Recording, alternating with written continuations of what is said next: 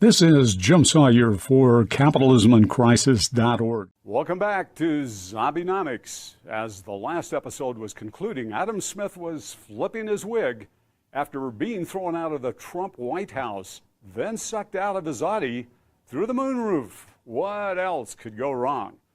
Well, the checkered saga of Joan and Adam continues as we track the beloved zombies to Fox News now as they debrief following a harrowing television debut.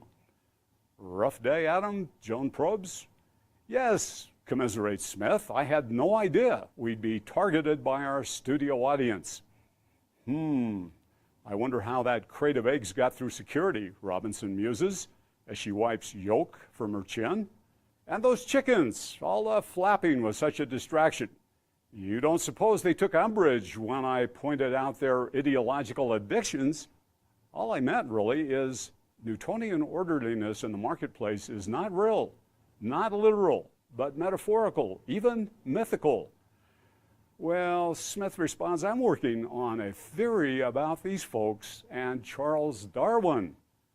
What if right-wing perceptions that God is at the free market's helm tightly correlate with opposition to evolution? Just wondering. Too far afield, snaps Robinson. You moral philosophers are like that, aren't you? Always sticking your noses into stuff beyond the scope of your training. Adam Smith sits silently as he fidgets with the back of his neck where the powdered wig once rubbed. Then he speaks. Well, tonight, it looks like we'll be sleeping in the street.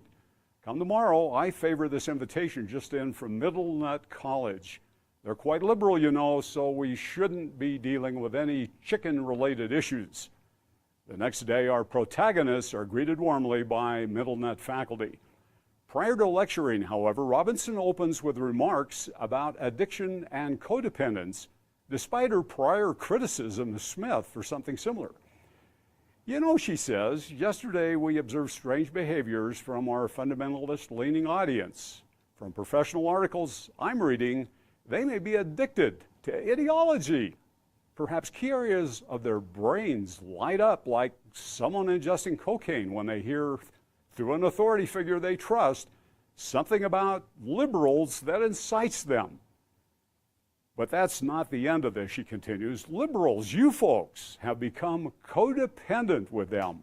Yes, too often, unwittingly, you become enablers of the political right by trying too hard to be fixers when there's nothing you can fix. They become even more outraged, even more politically dysfunctional. The bottom line, it's bad for your country. Then she says, hey, you can ignore me if you like. After all, I'm just a zombie. Now I have this off my chest, I'll continue with my prepared remarks. But before she does, Middle Nut's faculty rises in unison, and then each turns their back on Robinson and Smith as they file solemnly out of the room. Alone again, Joan? Adam observes. You don't suppose it has anything to do with your arrogance? He probes sarcastically. Only a mouse remains, scurrying along a ceiling beam, squeaking faintly. Okay, says Robinson, I'll address my comments to the mouse, she continues. I'm giving it to you straight, Mr. Mouse, or is it Ms. Mouse? Listen up. In economics, I'm about to tell you where the bodies are buried. The Holy Grail, if you will, the stuff deep within the bowels of capitalism's doctrine that secretly empowers riggers and gamers. Turns out, she says, there is no clear theory of profit in capitalism. Imagine no theory of profit in a doctrine devoted to justification of it. The 500-pound gorilla in the capitalist room is something called the profit lacuna. A lacuna is a void. No one else uses that term really but me, petite little me. Maybe I'm becoming something of the 500-pound economics gorilla, whatever. Just then, a custodian enters after peering at Robinson for some time through a glass door panel. He says, this lecture has been declared by the Middle Nut administration to be over, and my instructions are to ask you to leave promptly so I can lock up the room. Joan Robinson stares him down. You think I'm crazy, don't you? she chides the custodian. Next, in a rather shy voice, he mutters something about ready availability of mental health services for all campus presenters and other visitors, zombies included.